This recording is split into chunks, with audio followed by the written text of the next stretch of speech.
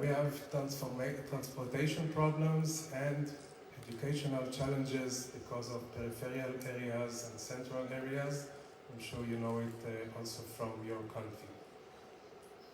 And we also have low natural resources, but although all what I mentioned now, Israel is called a startup nation, I think because of our human resource, innovation, creativity, and maybe the fact that we have to deal with problem solving all our lives since the children are very young until they are mature.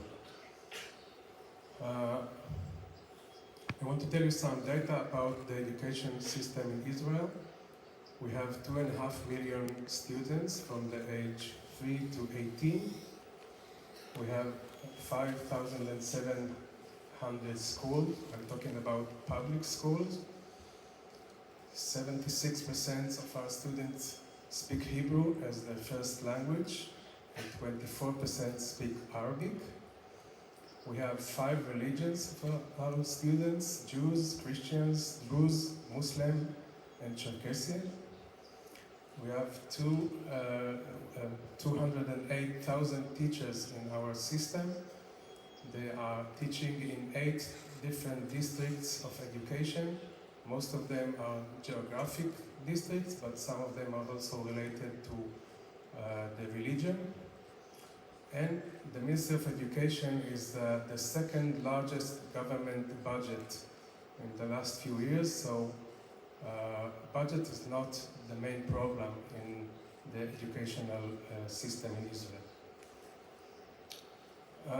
In the early 70s, the government in Israel came out with a decision that because of our lack in natural resources, the only resource we can rely on is the human one.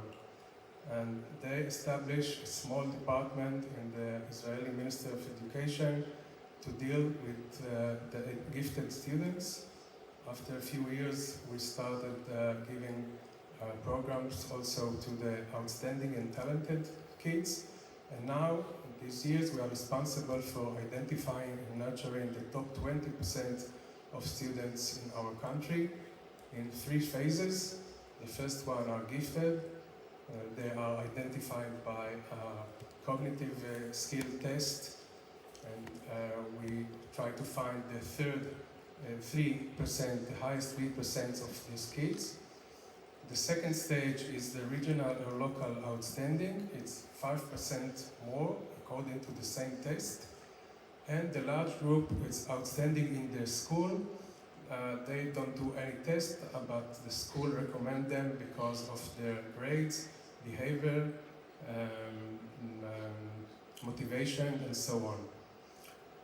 So this year we have 22,000 kids that are identified as gifted, about the same number, 26,000 as regional and local outstanding, and the larger group is 150,000 kids that are outstanding in their schools or communities. Now, every year we are doing a nationwide identification process. It's budgeted by the country. Parents do not have to pay anything for it. We are doing it only in public school, not in private schools. So we want to strengthen the public system. So every year, 120 students in elementary school take the test. In second grade, if they are Hebrew speakers, or third grade, if they are Arab speakers. And then 7,000 more can take the test when they move to middle high school. And we have a complete system that handle appeals, repeat exam, and give some adaptation to test to kids with special needs or disabilities. So every parent knows his kid will have the chance to take the test when it is in primary school, and he can take the test again when he moves to middle high or to high school with no payment at all. The government, the ministry will pay for it. And every year we're coming out with this Gauss graph to tell us who are the gifted, who are the outstanding, and and so on. For those who are identified as gifted and outstanding, we use 3 circles of cultivation. The first one is pull out. It means we take the kids out of his school and give him a special program. We have 61 pull-out centers, enrichment centers, all around Israel. It doesn't matter where you live, in a peripheral area or in the center, you can join one of these pull-out centers. You leave your school, your regular school, for once a week, from 3rd grade to 10th grade, and you get extra curriculum in those centers, trying to maximize your potential, your curiosity, and some emotional and social issues. We have regional centers for excellence, and we have academic programs where kids in the high school can leave the regular school and join the academic institution side by side by learning in high school. This year we have 4,000 students that start academic studies during the 9th or 10th grade. So this is the circle of pull-out. The second circle is in school. We have special programs in homogeneous groups with their peers for like gifted classes, programs for deepening and accelerating in a peer group. They actually have more hours after school in a peer group, and few of these hours must deal with values and social issues. It's not only learn more science or learn more humanities. Few of the extra hours must be deal with values and social issues, because we want to implement the necessary of these kids to contribute to our society. The last circle is what happened in the heterogeneous class. This is a kind of new subject to us. We are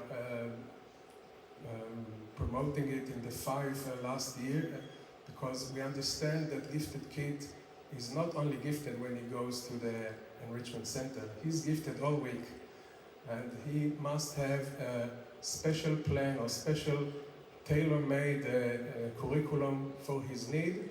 So we are promoting teacher training, teacher best practices for dealing with these kids inside school, and the whole school will benefit from it, because like the other lecturer said here, it will bring the entire system up.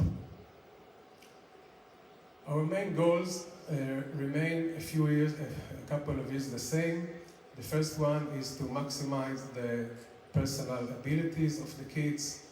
We identify them very early in the 2nd or 3rd grade, and we want to see them grow and maximize their talent or giftedness. The second one is we want to deal with emotional and social well-being of the kids. We know that giftedness comes with all kinds of complexities, and we must deal with them as well in order to get a graduate that will contribute to our society. The third goal is to expand the circle of belonging and influence of our students to our society. I will show you some examples of how we do it.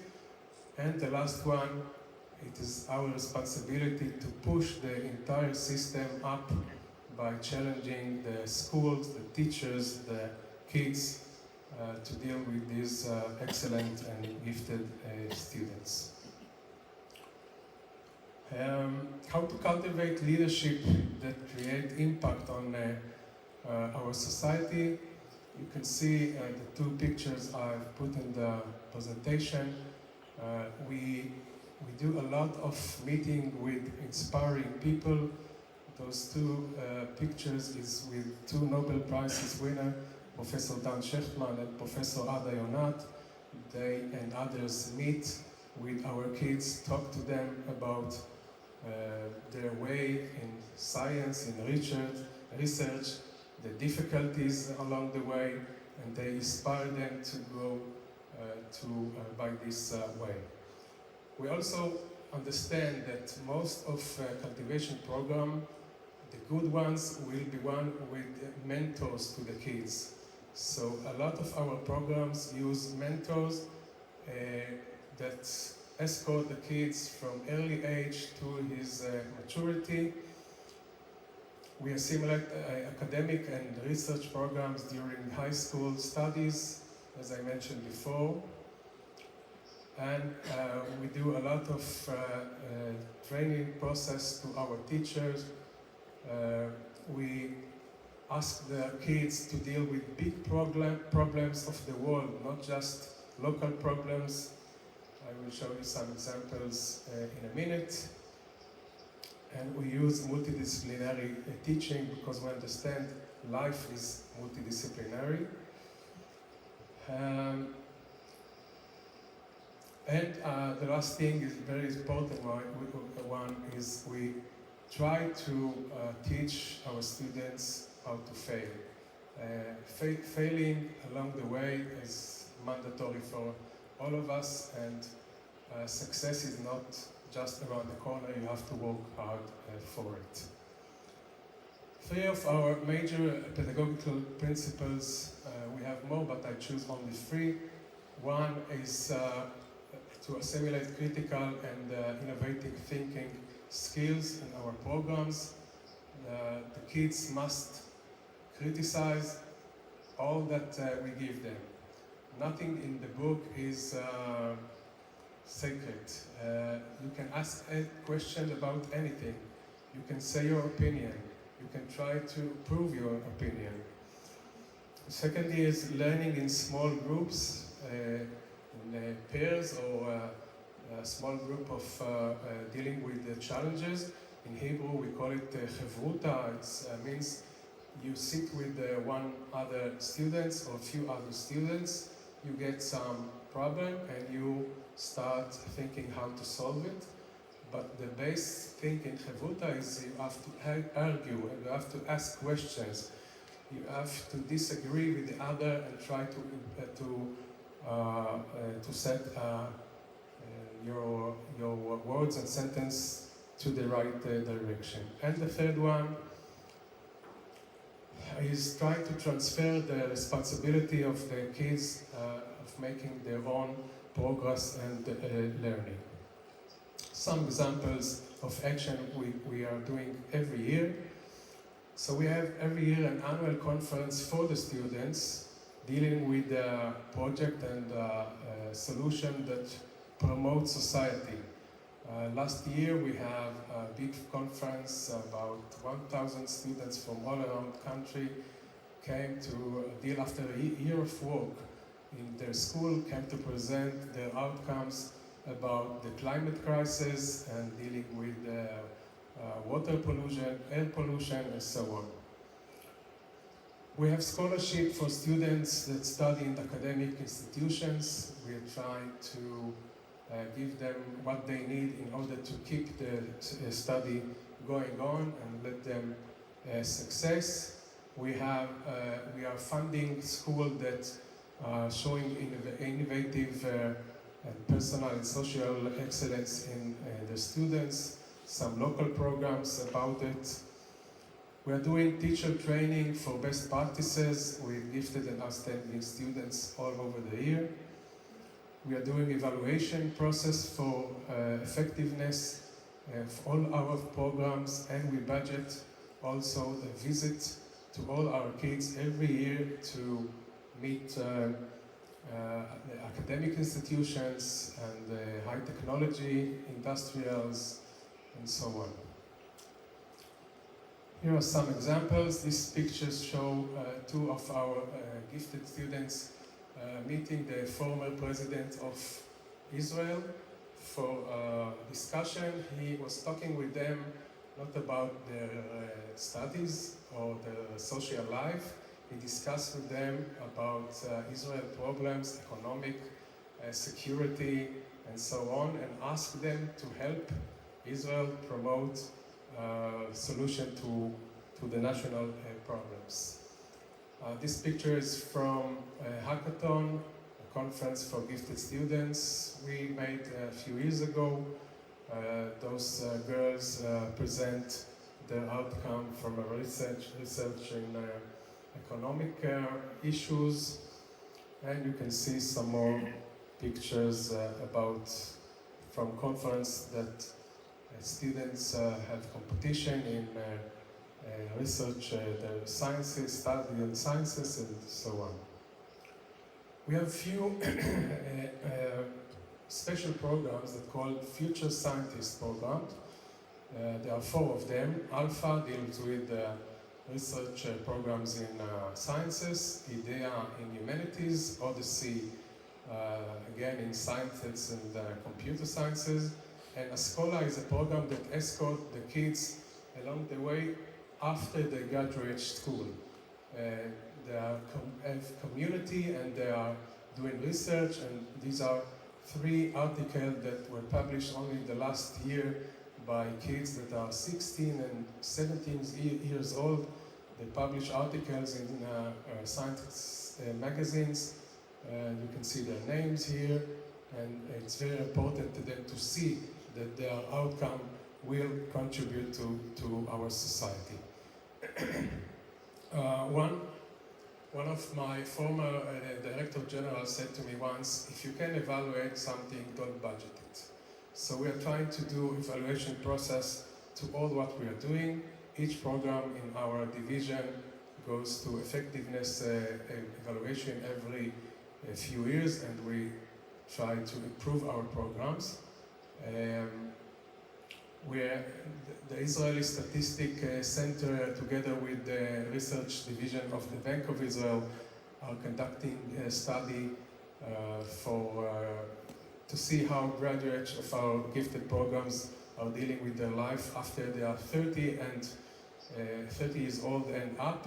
And we can see every year the parameters that are checking, their degrees in academic studies, their salary, their point of life, their happiness, and so on.